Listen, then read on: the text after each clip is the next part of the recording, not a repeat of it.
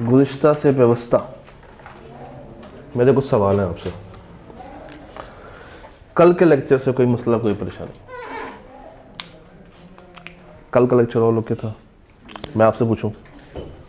चलो, पहला सवाल, ये बिजनेस लॉ का पेपर कितने मार्क्स का? 100। और 100 की वेटेज क्या है? डिवाइड कैसे किया है? 85 की थ्योरी और 15 के एमसीक्यूज। कितने परसेंट एरिया लॉजिकल होता है? 60%। और क्रैमिंग वाला 40%। कितने चैप्टर्स हैं? 18। और इसकी डिवीजन कितने ग्रेड्स में की गई है? गलत, 4 में की गई है। और एक ग्रेड ऐसी बता दें जिसमें एक चैप्टर है, पहला, उसकी वेटेज क्या है? 5 से 8। और ऐसी ग्रेड जिसमें 8 चैप्टर्स हैं, आखिरी ग्रेड डी, उसकी वेटेज क्या? 35 से 52, 35 से 52। 50% सिलेबस बनता है मिलके फ्रॉम कॉन्ट्रैक्ट एक्ट, और बाकी 50% डिवाइड हो चुका है between partnership, negotiable, legal system और अदर लॉस। कल हम लोगों ने जितना पढ़ा था रिगार्डिंग द चैप्टर, उसमें कोई सवाल कि प्रॉमिस क्या है, एग्रीमेंट क्या है, कॉन्ट्रैक्ट क्या है? कोई सवाल इस पूरी स्लाइड में से? ऑफरर किसे कहते हैं, प्रॉमिसर किसे कहते हैं, कॉन्ट्रैक्ट किसे कहते हैं, एग्रीमेंट क्या है, प्रॉमिस क्या है? कोई सवाल, कोई मसला, किसी भी तरह की कोई कन्फ्यूजन? ये कॉन्ट्रैक्ट एक्ट की पहली बेस है, पहली सीढ़ी है, बल्कि पहला कदम है। तो आपको प्रॉमिस समझ आ गया, एग्रीमेंट समझ आया और कॉन्ट्रैक्ट समझ आया। हमने एक इक्वेशन बना ली थी, offer plus acceptance is promise plus consideration is, और एग्रीमेंट प्लस उसकी इन्फोर्सिबिलिटी इज कॉन्ट्रैक्ट। और हमने यहाँ तक अपने लेक्चर को ब्रेक लगा दी थी। अब इससे आगे चलते हैं।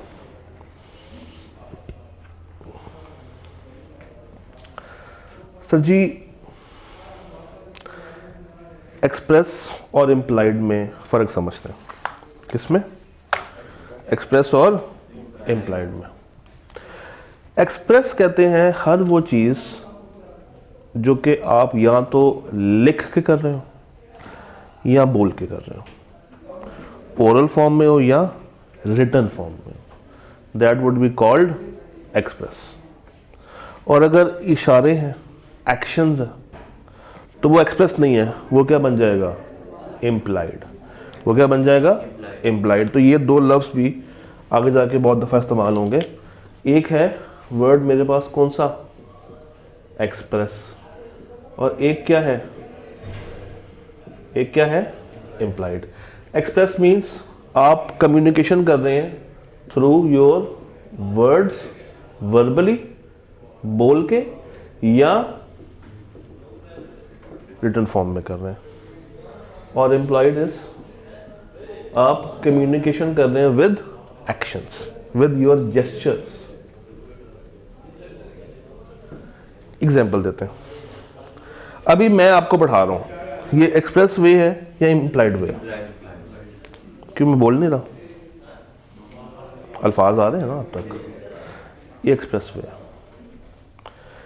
ये जो कागज आपको दिया इस पे लिखा हुआ है, ये एक्सप्रेस है कि इम्प्लाइड है? एक्सप्रेस है। और अगर मैं आपको इशारों से पढ़ा रहा हूँ, बोल ना रहा हूँ, अरे जेस्चर्स हमारे चल रहे हो, तो ये क्या बन जाएगा फिर?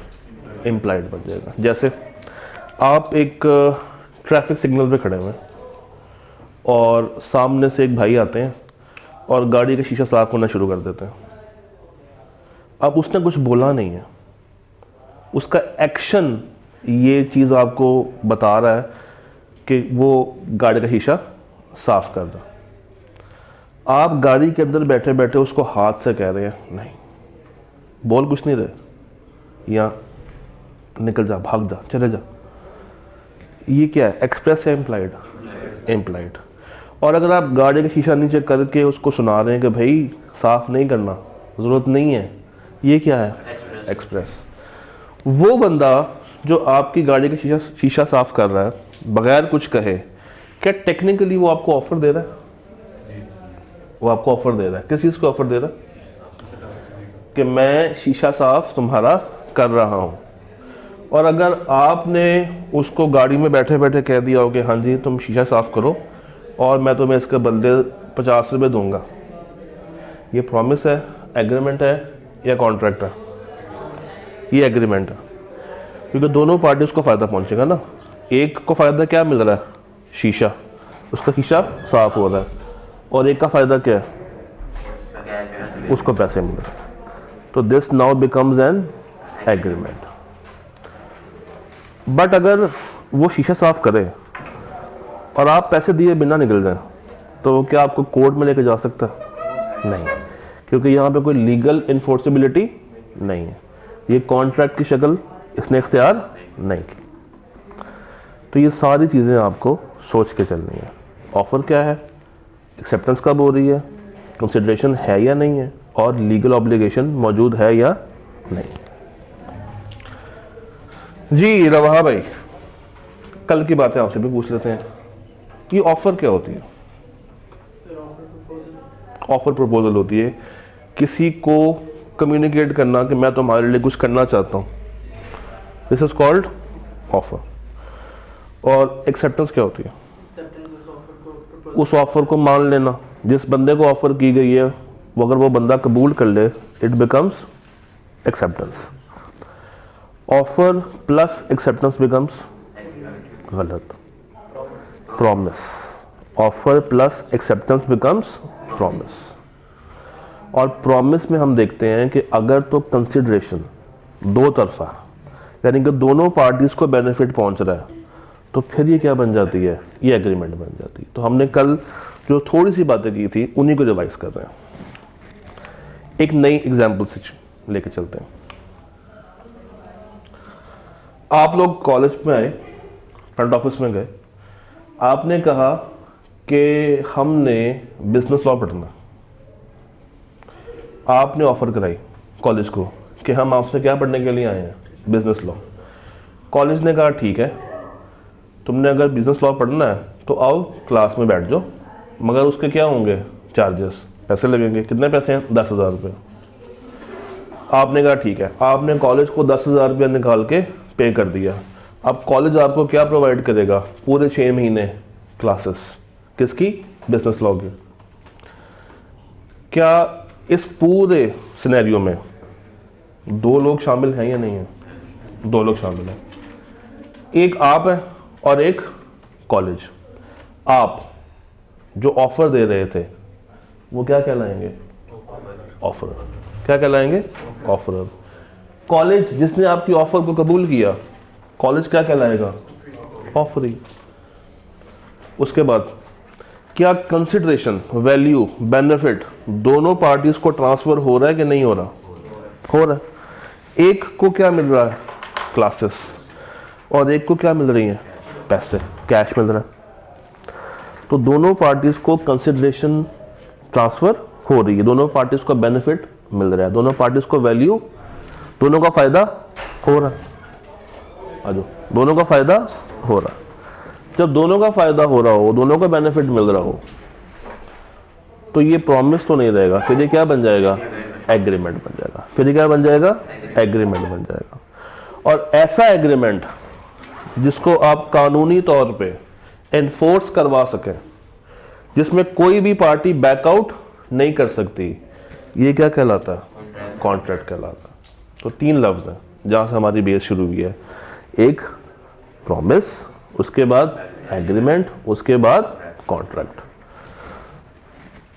आप आए, ऑफर की, कॉलेज ने कबूल कर ली, क्या बन गया? फिर देखा ये जाएगा कि क्या दोनों पार्टीज को बेनिफिट ट्रांसफर हो रहा है? हाँ जी हो रहा है। क्या बन गया? एग्रीमेंट। और अगर आपने पैसे दे दिए और कॉलेज ने आपको क्लासेस नहीं पढ़ाई, तो आप कॉलेज के ऊपर केस कर सकते हैं कि भाई हमने आपको पैसे दिए थे इन अ बिजनेस ट्रांजैक्शन, उसके बदले आपने हमें 6 माह सर्व करना था, आपने पैसे ले लिए और हमें क्लासेस को डिलीवर नहीं किया। तो अब हम आपको कोर्ट में बुलाएंगे और आपसे कहेंगे कि अपनी परफॉर्मेंस या तो पूरी करो, हमें या तो क्लासेस दो, या हमें हमारे पैसे वापस दो, रिफंड दो। तो अगर उसमें कोई इन्फोर्सेबिलिटी का फैक्टर है तो ये क्या बन जाएगा? कॉन्ट्रैक्ट। ये क्या बन जाएगा? कॉन्ट्रैक्ट। ये जो इन्फोर्सेबिलिटी का फैक्टर है ये कैसे आ सकता है? Any idea? रिसीट के तौर पे आपके पास कोई ना कोई रिटर्न फॉर्म में एविडेंस होना चाहिए। अगर आपके पास एविडेंस है तो आपकी बात मानी जाएगी। सिर्फ वर्बली अगर आप बोलते जाएंगे तो आपकी बात मानी नहीं जाएगी, क्योंकि कानून अंधा होता है। कानून चलता है सबूतों की बेस पे। आपने शायद सुना हो, तमाम सबूतों और गवाहों को मद्देनजर रखते हुए अदालत इस नतीजे पे पहुंची है कि फला बंदे को हम फांसी की सजा दे रहे हैं। तो यहाँ पे इस तरह की सजाएं नहीं होती। हम जो लॉ पढ़ रहे हैं ना वो क्रिमिनल लॉ नहीं है। ये लॉ कौन सा है? Civil law. कौन सा है? सिविल। क्रिमिनल लॉ डील करता है क्रिमिनल्स के साथ, सिविल लॉ डील करता है इंसानों के साथ। तो सिविल लॉ में जो आपको पेनल्टीज पड़ सकती हैं ना वो इन टर्म्स ऑफ मनी पड़ती हैं। जैसे फाइन पड़ गया, डैमेजेस पड़ गए, पेनल्टी, चार्जेस, या मैक्सिमम कोर्ट आपसे ये कह सकती है कि भाई तो तुमने वादा किया था, जो तुमने एग्रीमेंट बनाया था, जो तुमने कॉन्ट्रैक्ट बनाया था, उसको अब क्या करो? पूरा करो, या पूरा करो। अगर पूरा नहीं होता तो पैसे रिफंड करो, और उसके साथ अगर उसका कोई और नुकसान भी हो गया तो उसका वो नुकसान भी वापस करो। कोर्ट बस यहीं तक। इसमें वो फांसी, जेल, मुकदमे, इस तरह के पंगे नहीं। अगेन ये क्रिमिनल लॉ नहीं। यहाँ तक ओके। फिर मजे की बात यह है कि हमने ये भी नहीं देखना कि कोर्ट का फैसला क्या है। अक्सर आपके जहन में आएगा कि सर अब कोर्ट इसके ऊपर क्या फैसला देगी। ये हमारा मामला नहीं है, ये मामला किसका है? कोर्ट्स का है। कॉन्ट्रैक्ट एक्ट ये कहता है कि मैं तुम्हें कोर्ट के दरवाजे तक छोड़ के आऊंगा। कोर्ट क्या फैसला देगी क्या नहीं देगी उसका हमसे कोई गर्ज नहीं, तो आपने परेशान नहीं होना। दूसरी बात ये कि आपने इसमें जो सिनेरियोज होंगे ना, इमोशनल होकर नहीं सोचना। क्या नहीं होकर सोचना? इमोशनल नहीं होना, ठीक है? उसको लॉजिक के ऊपर सॉल्व करना। डन? यहां तक ये जरा चैलेंज पड़े। Parties to an agreement must be bound to perform their promise, and in case of any default by either of them, अगर कोई भी क्या करे? डिफॉल्ट करे, वादा खिलाफी करे। डिफॉल्ट मीन्स वादा खिलाफी करे। The parties can go to court for their enforceability. अगर आपने क्या बनाया हुआ है?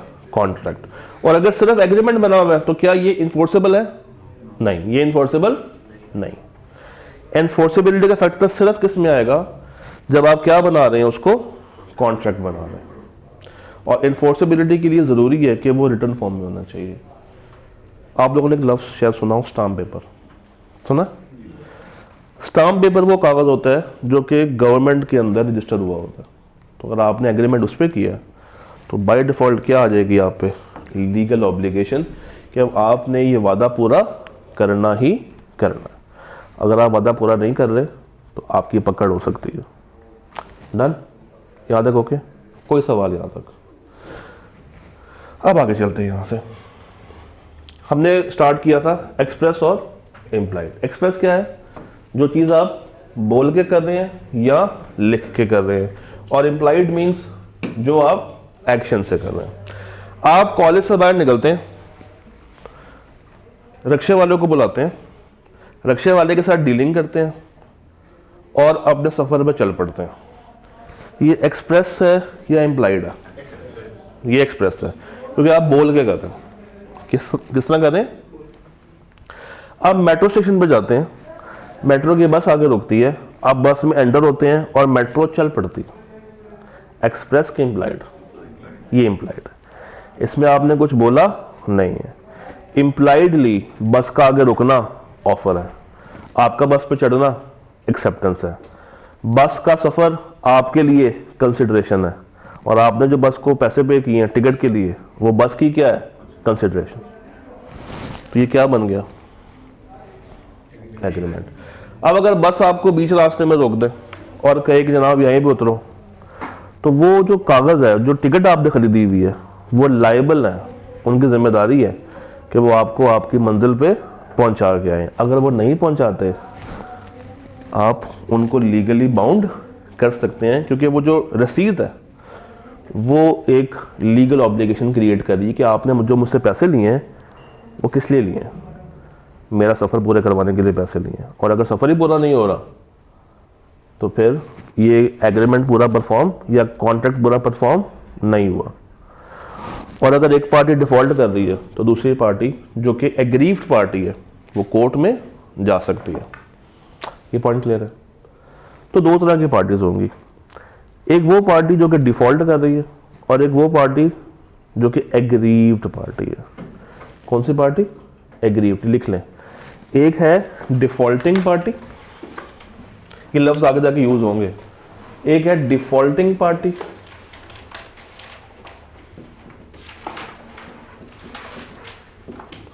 Versus aggrieved party. Defaulting party versus aggrieved party. Defaulting party वो पार्टी जो वादा खिलाफी कर रही है, और एग्रीव्ड पार्टी ये वो पार्टी है जिसका नुकसान हो रहा है, जिसका नुकसान हो रहा है। ये कौन सी पार्टी है? ये कौन सी पार्टी जिसका नुकसान हो रहा है? एग्रीव्ड। और जो नुकसान कर रहा है वो कौन है? Defaulting party. तो हर सिनेरियो में एक डिफ़ॉल्टिंग पार्टी होगी और एक एग्रीव्ड पार्टी होगी। डन? यहाँ तक ऑल ओके? कोई सवाल यहाँ तक? कोई परेशानी यहाँ तक? आगे चले आगे दौड़ते हैं। अब शुरू करते हैं ऑफर। क्या शुरू करने लगे? ऑफर। ऑफर क्या होती है?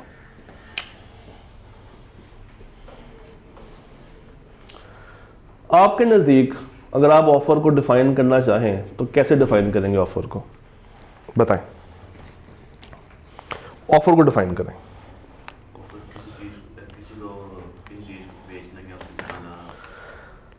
एक बंदा जब किसी दूसरे बंदे को कुछ क्या करे, कोई बात करे जिससे दूसरी पार्टी का फायदा हो रहा हो तो उसको ऑफर कहेंगे। ठीक है, और कोई डेफिनेशन अगर आप इसमें ऐड करना चाहें? जी तो वाह भाई, आप अगर ऑफर को डिफाइन करेंगे तो कैसे डिफाइन करेंगे? सिंपल डेफिनेशन, किताब वाली नहीं चाहिए। आपके जहन में ऑफर क्या है? नहीं बोले ना क्या है? यही तो है, लेकिन है क्या ये बताएं। ऐसा काम जिसमें किसी दूसरे इंसान ने दूसरी पार्टी को फायदा पहुंचाना। एक ऐसा अमल, एक ऐसा एक्शन, एक ऐसी स्टेटमेंट जिससे दूसरी पार्टी को क्या पहुंच रहा हो? फायदा पहुंच रहा हो। ठीक है जी, उमर भाई डिफाइन करें ऑफर को। उस्मान भाई। सर कोई ऐसा काम जब मुझे लगा मैं करना चाहूँ तो आप ऐसे कहते हैं कि कोई एक ऐसा काम जिसमें एक बंदा दूसरे को ये कह रहा है कि मैं तुम्हारे लिए कुछ ऐसा करना चाह रहा हूँ, तो क्या तुम मेरा काम कबूल करते हो या नहीं करते? हाँ जी, ऑफर को डिफाइन करें। जो आपके जहन में चल रहा है दूसरी पार्टी के लिए, जो आप ख्यालात रखते हैं, उसको कम्युनिकेट करना भी क्या कहलाता है? ऑफर कहलाता है। मज़े की बात है कि आप सब ने सही बोला,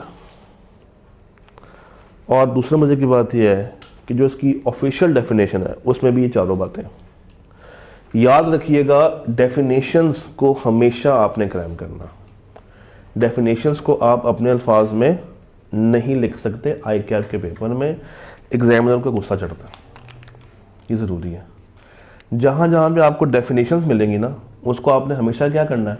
क्राइम करना। ऑफर को हम कैसे डिफाइन कर सकते हैं? when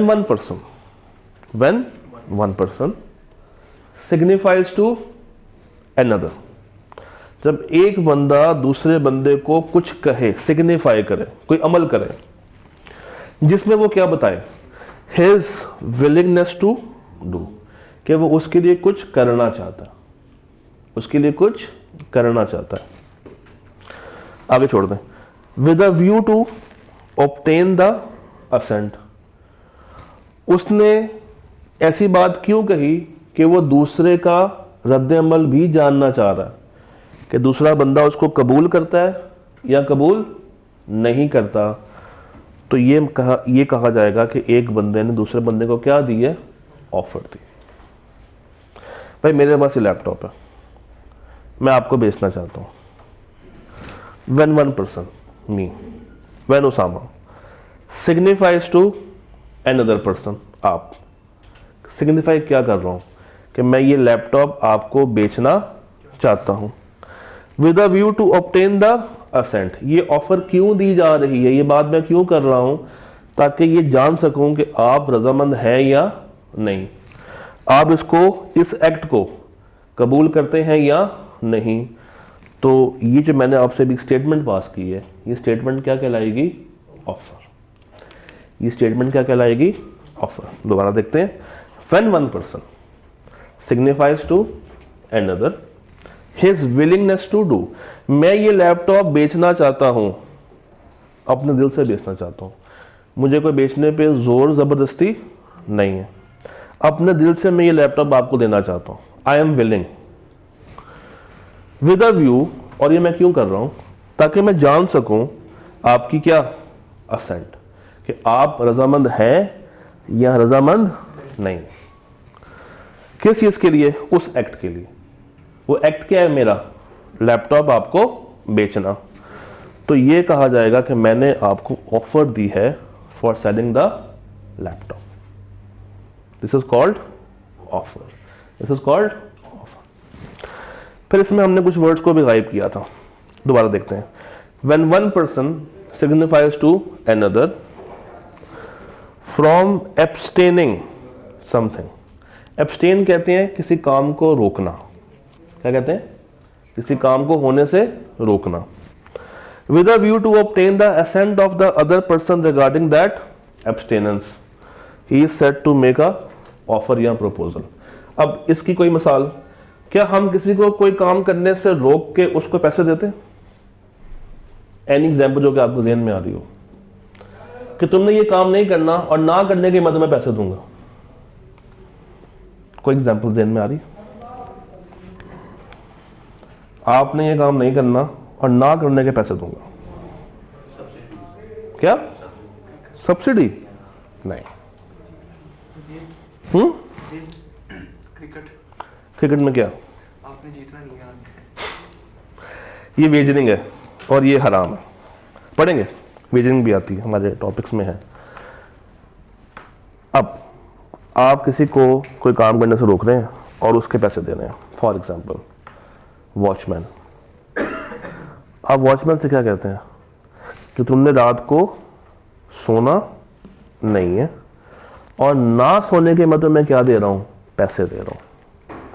और अगर वो मान जाता है एब्सटेनेंस के ऊपर, ना सोने के ऊपर, तो ये माना जाएगा कि उसने मेरी ऑफर क्या कर ली है, कबूल कर ली। और जब मैं उसको ऑफर दे रहा हूं तो देने के पीछे नियत क्या है, मैं उसका क्या जानना चाह रहा हूं, व्यू, कि क्या वो इस बात को एग्री करता है या नहीं करता, उसकी असेंट है या नहीं। कोई और मिसाल आप बताएं ज़हन में आ रही हो। Any other example, any other example. आप किसी को पैसा दे रहे हैं और बदले में आप कह रहे हैं कि तुमने ऐसा गलत काम नहीं करना, मैंने हिंट भी दे दिया, गलत काम नहीं करना। हाँ जी, कोई एग्जाम्पल, काम ना करने के पैसे, है ना मजे की चीज। एक फादर कहता है अपने बेटे से कि तुमने सिगरेट नहीं पीना, अगर तुम सिगरेट ना पियो तो मैं तुम्हें पैसे दूंगा, या मैं तुम्हें बाइक लेके दूंगा, मैं तुम्हें लैपटॉप लेके दूंगा। ये भी तो एक ऑफर है जिसमें एक बाप अपने बेटे से क्या कह रहा है कि तुमने सिगरेट नोशी नहीं करनी और उसके बदले मैं तुम्हें क्या दूंगा, गाड़ी, पैसा, बाइक, मोबाइल फ़ोन, जो भी तुम मांगोगे। ये भी क्या है, ऑफर। और अगर बेटा मान जाता है तो हम क्या कहेंगे कि बेटे ने क्या दे दिया, एक्सेप्टेंस दे दी है। तो ऑफर भी हो गई और क्या हो गई, क्या बन गया, प्रॉमिस। क्या बन गया, प्रॉमिस। अब क्या दोनों पार्टीज को फायदा पहुंच रहा? यस, बेटे को चीजें मिल जाएगी और बाप की ख्वाहिश पूरी हो जाएगी, ठीक है। अब ये क्या बन गया? एग्रीमेंट। बट अगर बेटा पैसे लेके फिर से सिगरेट पीना शुरू कर दे तो ये कॉन्ट्रैक्ट तो है ही नहीं, क्योंकि आपने कोई लीगल एनफोर्सेबिलिटी नहीं की। तो क्या अब फादर जी उस बेटे के खिलाफ कोर्ट में जा सकते हैं? नहीं जा सकते। तो ये कॉन्ट्रैक्ट नहीं बना। कहाँ पे एंड हो गया? एग्रीमेंट तक ही एंड हो गया। इसने कॉन्ट्रैक्ट की शक्ल इख्तियार नहीं की। तो ऑफर में दोनों चीजें हैं, टू डू समथिंग और नॉट टू डू समथिंग।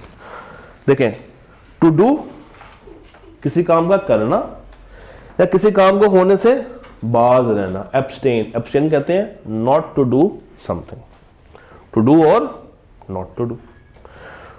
और दूसरे बंदे से क्या ली जा रही है? उसकी असेंट, कि वो इस एक्ट के ऊपर या उस काम को ना करने पे एग्री करता है या नहीं करता। उसका अपना क्या दिमाग है, क्या वो ये बात मानने को तैयार है भी या नहीं। तो ये कहा जाएगा कि एक बंदे ने दूसरे को क्या दी है?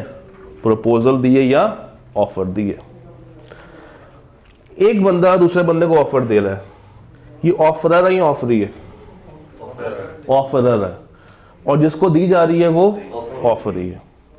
प्रोपोजर और ऑफरर क्या एक ही होता है? प्रोपोजर और ऑफरर क्या एक ही होता है? एक ही होता है। इसी तरह प्रोमिसर और ऑफरर भी क्या है? एक है। प्रोमिसी और ऑफरी भी क्या है? एक है। याद है? क्लियर है?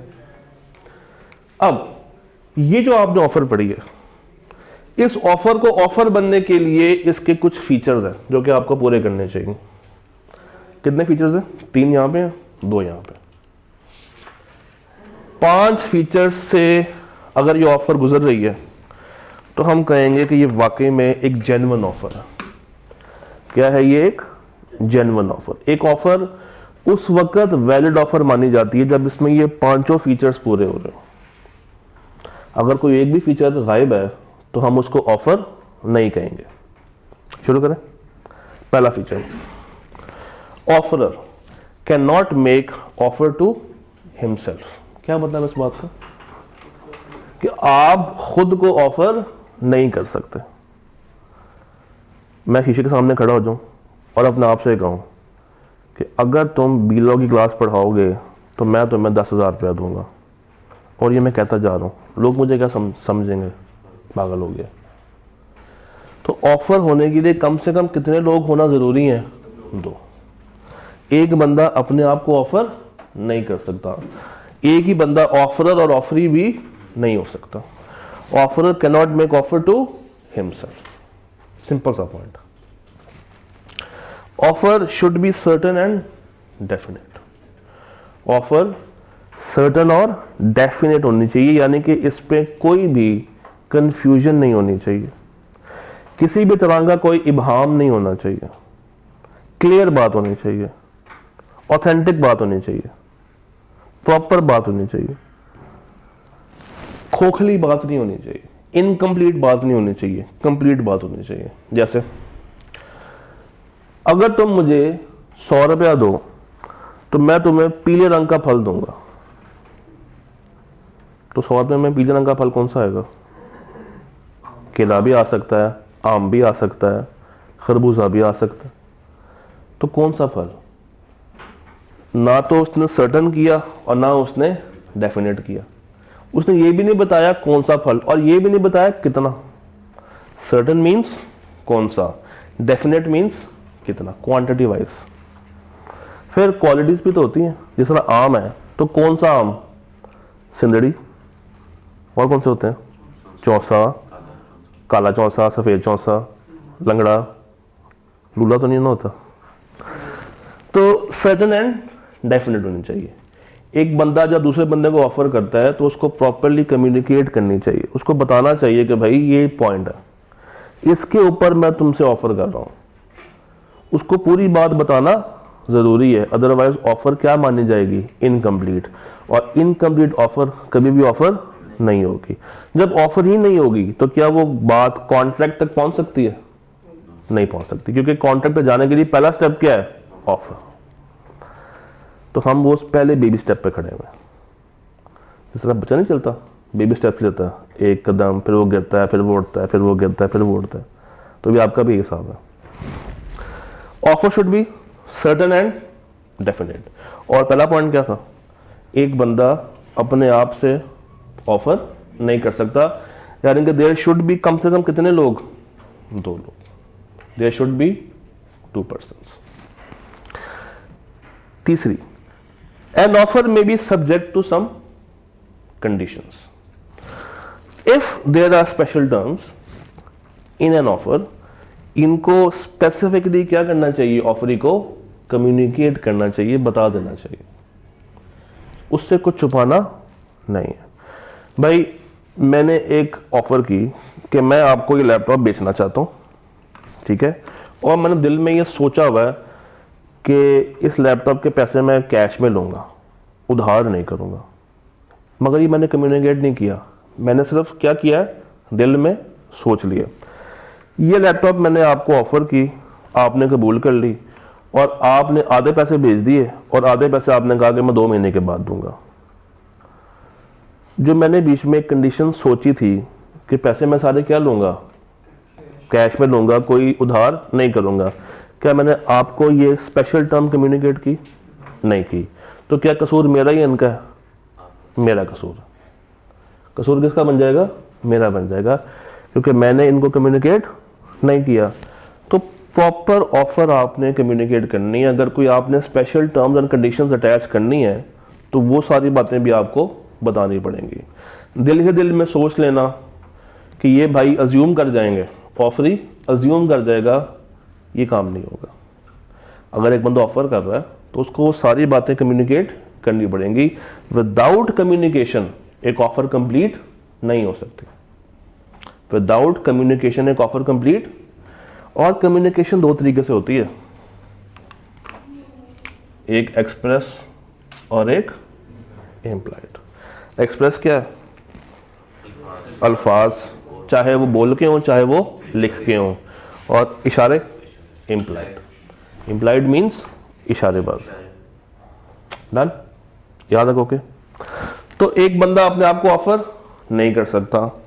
Offer should be certain and definite, and offer should be subject to some conditions. और अगर ये है तो ये सारी कंडीशंस आपको कम्युनिकेट करनी पड़ेंगी। Communication, offer must be communicated to offeree. जब आप कोई ऑफर कर रहे हैं तो दूसरी पार्टी को वो चीज़ कम्युनिकेट करना ज़रूरी है। कम्युनिकेशन कब मानी जाएगी? जब दूसरे बंदे की नॉलेज में वो बात आ जाएगी। चाहे आप एक्सप्रेस वे में कर रहे हैं, चाहे आप इम्प्लाइड वे में कर रहे हैं। जब दूसरे बंदे तक वो आपकी बात पहुंच गई, उसके दिमाग में आपकी बात पहुंच गई, ये मान लिया जाएगा कि आपकी ऑफर कंप्लीट हो गई है। अब दूसरे बंदे पे है कि वो आपकी ऑफर को कबूल करता है या नहीं करता। अब वो दूसरी पार्टी पे है। मगर आपका फर्ज क्या था कि आपने अपनी ऑफर को क्या करना है? कम्युनिकेट करना है। और कम्युनिकेशन कब पूरी मानी जाएगी? जब उसकी नॉलेज में वो बात आ गई, जब उसको उस बात का इल्म हो गया। उसका रिस्पॉन्स क्या है उसका अभी फिलहाल हमसे कोई गर्ज नहीं है। हमारा गर्ज किस चीज से है कि हमने क्या अपनी ऑफर प्रॉपर्ली कम्युनिकेट कर दी है या नहीं। अगर आप पुराने वक्तों में और आप ऑफर कर रहे हैं थ्रू पोस्ट, पोस्ट मीन्स डाक, लेटर, कम्युनिकेशन उस वक्त पूरी मानी जाएगी जब वो लेटर ऑफरी तक पहुंच जाएगा। कब पूरी मानी जाएगी? जब वो खत दूसरी पार्टी तक पहुंच जाएगा, उसकी नॉलेज में आ जाएगा। तो जब एक खत रवाना हुआ, फर्ज करें 5 तारीख को मैंने ऑफर का खत भेजा, कहाँ भेजा? इंग्लैंड भेजा। 10 तारीख को वो खत उस तक पहुंचा, तो ऑफर कब पूरी हुई? 5 तारीख को या 10 तारीख को? 10 तारीख को। Offer can be made by words, spoken, written और through conduct of person. Written और स्पोकन क्या है? Express, express. और कंडक्ट क्या है? इम्प्लाइड। कंडक्ट क्या है? इम्प्लाइड। कोई मुश्किल बात यहां तक? कोई मुश्किल चीज? आपको मैंने कागज दिया है, पहुंचा? किसको नहीं मिला? क्या सिर्फ सवाल ही मिले या साथ जवाब भी मिल गए? ये पकड़ना।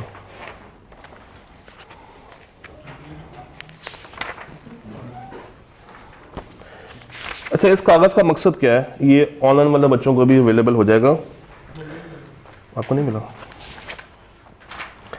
इस कागज़ का मकसद ये है कि ये कॉन्सेप्चुअल क्वेश्चंस है, यानी कि हर कॉन्सेप्ट के ऊपर क्या बना हुआ है? एक छोटा सा सवाल बना हुआ, जो कि आपके कॉन्सेप्ट्स को रिफाइन करता जाएगा साथ साथ, आप भूलेंगे नहीं। ज़रा फर्स्ट क्वेश्चन पे है, बल्कि एक सेकंड, आप एक काम करें, आप ना खुद अभी क्वेश्चन नंबर 13 तक ज़रा सॉल्व करने की कोशिश करो। 13 क्वेश्चंस तक सॉल्व करें, ट्राई करें कि आप कर पाते हैं या नहीं कर पाते। क्वेश्चन नंबर 1 से क्वेश्चन नंबर 13 तक। ऑनलाइन वाले हजरात ग्रुप डिस्क्रिप्शन में जब जाएंगे तो वहाँ पे लिंक लगा होगा, उस लिंक में आपको ये डॉक्यूमेंट मिल जाएगा। तो आपने क्या करना है, आपने यहाँ पे वीडियो को रोकना है, लेक्चर को रोकना है और 13 सवाल खुद करने हैं। जब आप ये कर लें तो फिर आपने आगे इस लेक्चर को प्ले करना है। तो अब यहाँ पे पॉज करें 10 मिनट का।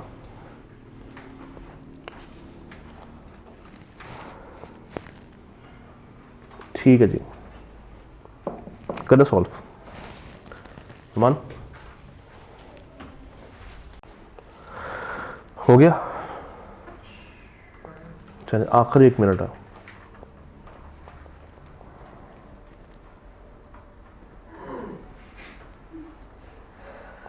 अभी तो थक गए, अभी तो पार्टी शुरू हुई।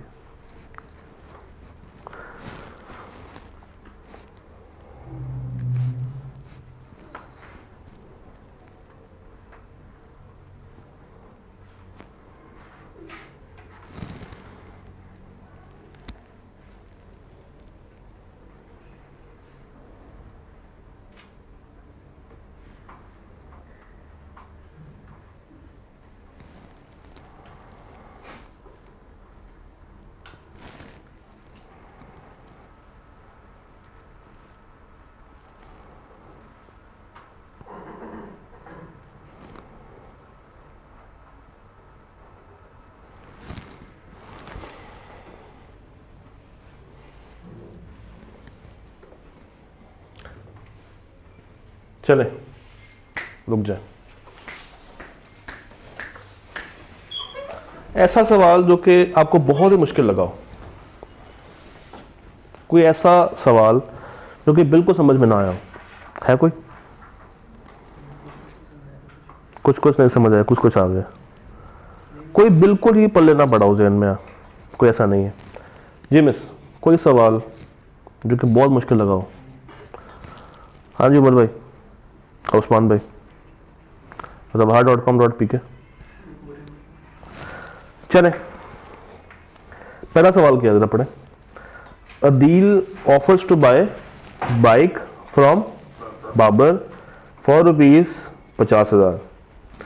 इसमें क्या प्रपोजल है? इसमें ऑफर क्या है? अदील उससे बाइक लेना चाह रहा है, कितने की?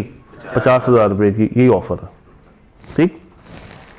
सवाल number 2, Adeel offers to buy bike from Babar for ₹50,000 to which Babar responds positively. क्या ये प्रॉमिस बन जाएगा? यस, क्योंकि जब वो पॉजिटिव कह रहा है इट मींस कि ऑफर के बाद क्या हो जाएगी? एक्सेप्टेंस। और ऑफर प्लस एक्सेप्टेंस क्या होता है? प्रॉमिस। क्या होता है? Promise. Done. Adil offers to buy a bike from Babar for ₹50,000 to which Babar responds positively. Who is the promiser and who is the promisee? जो ऑफर कर रहा है वो प्रॉमिसर होगा और जो एक्सेप्टेंस दे रहा है वो प्रॉमिसी होगा। तो ऑफर कौन दे रहा है? अदील ऑफर्स, तो अदील प्रॉमिसर है और बाबर प्रॉमिसी है। 3 सवाल तो पक्के हो गए आपका। Adeel offers to buy computer, ले जनाब अपने बाइक तो बहुत दफा हो गई, अब क्या आ गया? Computer. To which Babar response positively. What are the respective promises and their considerations for both Adeel and Babar. अब बताइए दोनों का रिस्पेक्टिव प्रॉमिस क्या है? अदील का प्रॉमिस ये है कि वो कंप्यूटर के बदले क्या देगा? पैसे। बाबर का प्रॉमिस क्या है कि वो पैसों के बदले क्या देगा, और दोनों पार्टीज के लिए ये क्या है, एग्रीमेंट तो है, मगर दोनों पार्टीज को क्या मिल रहा है, कंसिडरेशन, बेनिफिट, वैल्यू। एक को पैसों में मिल रहा है और एक को कंप्यूटर में मिल रहा है। Adeel offers to sell his furniture to Babar for ₹50,000। Babar ने एक्सेप्ट कर ली। How can this contract be enforced if there is default by either party.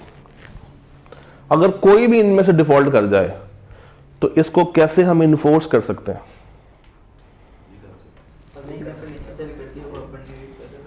हाँ, तो अगर एक बंदा फर्नीचर बेच दे, दूसरा पैसा ना दे रहा हो, ये भी मसला है।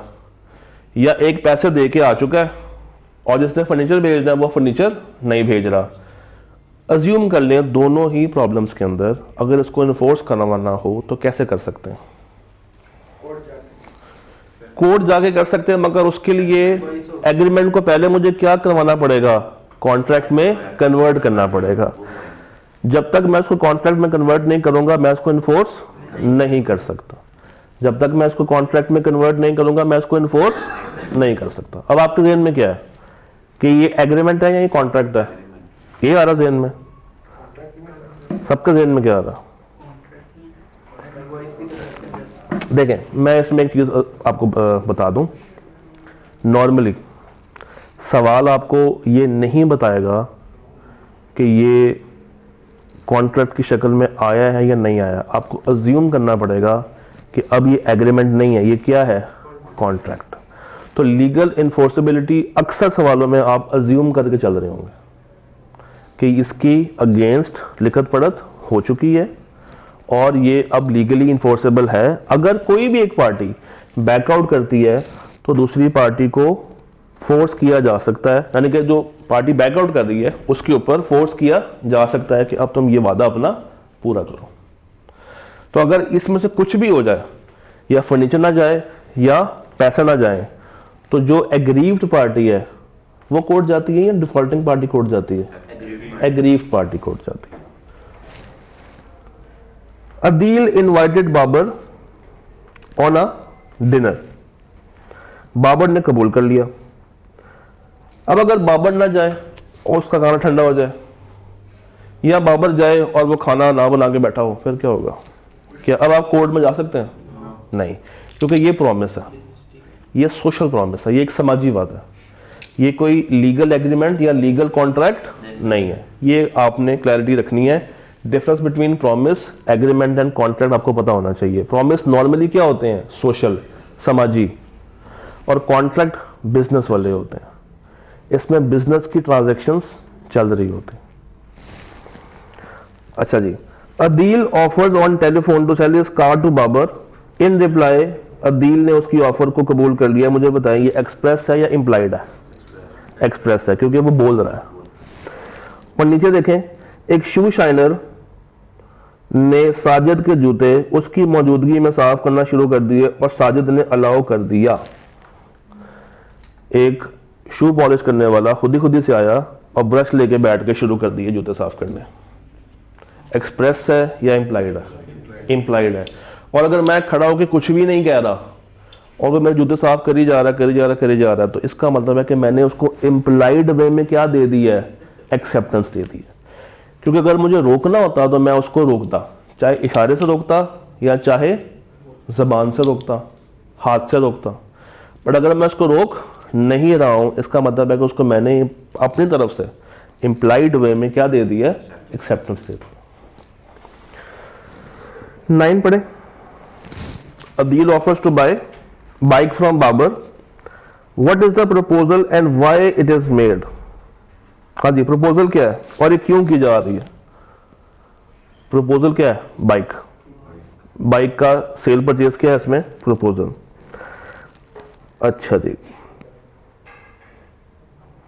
9 तक क्लियर हो गया? तो और सर ये क्यों की जा रही है सर, इसका साथ? क्योंकि वो एग्रीमेंट बनवाना चाहते हैं। हाँ जी, 9 तक क्लियर हो गया? पक्की बात है?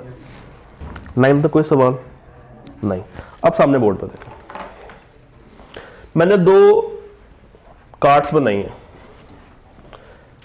अज्यूम कर लेंगे ये आम है, हालांकि आम ऐसे नहीं होते, मगर क्या करें, अज्यूम कर लेंगे यहाँ पे ये एक रेडी खड़ी हुई है और एक ये दूसरी रेडी खड़ी हुई है। पहले भी क्या लिखा हुआ है ₹100 पर kg और यहाँ क्या लिखा हुआ है ₹100 पर kg, ब्रैकेट में क्या है नेगोशिएबल। दोनों में से मुझे बताएं सर्टेन और डेफिनेट ये है या ये है? चलो मैं ए भी कर देता हूँ, ये ए है ये बी है। कौन सा सर्टेन है कौन सा डेफिनेट है और कौन सा नहीं है? हाँ ए है, ए है। ए क्या है सर्टेन भी है और डेफिनेट भी है। अच्छा बी क्यों नहीं है ऐसा? क्योंकि अभी तक ये डिसाइड नहीं हो पाया कि ये वाकई में 100 रुपए के बिकेंगे भी या, क्योंकि क्या है नेगोशिएबल। आप आके डिबेट कर सकते हो, कम ज़्यादा पैसे करवा सकते हो। इन अदर वर्ड्स आप आगे क्या कर सकते हो बारगेन कर सकते हो। मगर यहाँ पे कोई बारगेनिंग नहीं है, यहाँ पे फिक्स है। सर जी ये कहलाती है ऑफर और ये कहलाई जाएगी इनविटेशन टू ऑफर। क्या कहलाई जाएगी? Invitation to offer. कॉन्सेप्ट समझिएगा, ये दिखती ऑफर जैसी है मगर ऑफर नहीं होती। इसका पर्पस बताऊं क्या होता है? इंफॉर्मेशन सर्कुलेट करना, दूसरे तक क्या पहुंचाना? इंफॉर्मेशन पहुंचाना। लगेगा कि ऑफर हो रही है मगर ये सर्टेन और डेफिनेट नहीं होगी। ऑफर के सारे फीचर्स पूरे हो रहे होंगे, 2 लोग भी होंगे, कंडीशंस भी होंगी, कम्युनिकेट भी हो रही होगी, मगर क्या नहीं होगा? सर्टेन और डेफिनेट।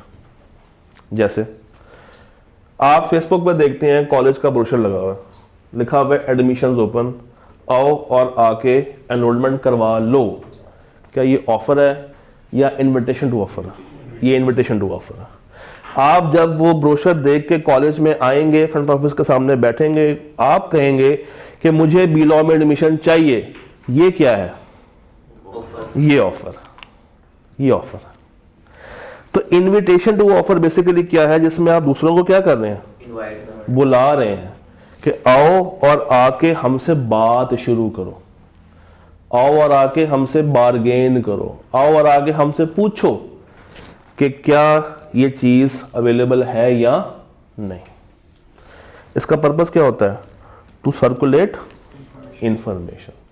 आप इंफॉर्मेशन दे रहे होते हैं, आप कोई पुख्ता बात नहीं कर रहे होते, और उस इंफॉर्मेशन की बेस पर जब बंदा आता है और आके बात करना शुरू करता है तो तब क्या बन जाती है?